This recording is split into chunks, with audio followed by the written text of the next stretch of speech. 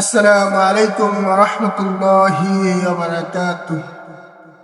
সম্মানিত প্রাণপ্রিয় বন্ধুরা, আপনাদের সামনে আমার শ্রদ্ধাভাজন ইমাম সাহেব সূরা হাশরের শেষ 3 আয়াত তেলাওয়াত করে আপনাদের সামনে উপস্থাপন করবে। সবাই মনোযোগের সাথে সূরা হাশরের শেষ 3 আয়াত শ্রবণ করুন। আসসালামু আলাইকুম ওয়া রাহমাতুল্লাহ। أعوذ بالله من الشيطان الرجيم.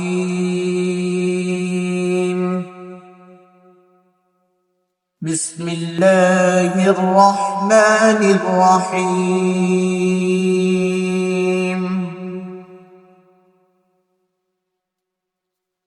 هو الله الذي لا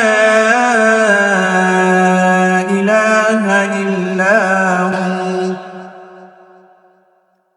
عالم الغيب والشهادة هو الرحمن الرحيم.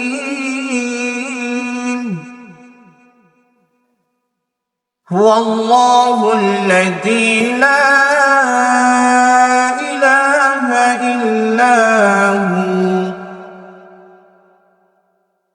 الملك القدوس السلام المؤمن المهيمن العزيز الجبار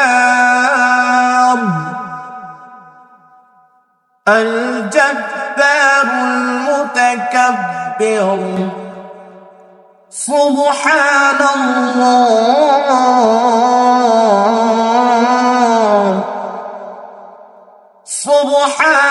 الله عما يشركون. هو الله الخالق البارئ المصور له الأسماء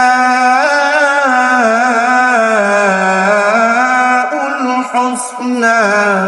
الله أكبر. يسبح له ما في السماوات والأرض وهو العزيز الحكيم.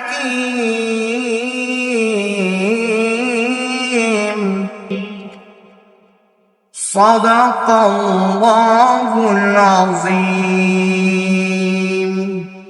السلام عليكم ورحمة الله. মাশাআল্লাহ, খুব মধুর সুরে আমাদের মাঝে সূরা হাশরের শেষ 3 আয়াত তেলাওয়াত করলেন। কেমন হয়েছে আপনারা কমেন্টে জানিয়ে দেবেন সম্মানিত প্রিয় বন্ধুরা।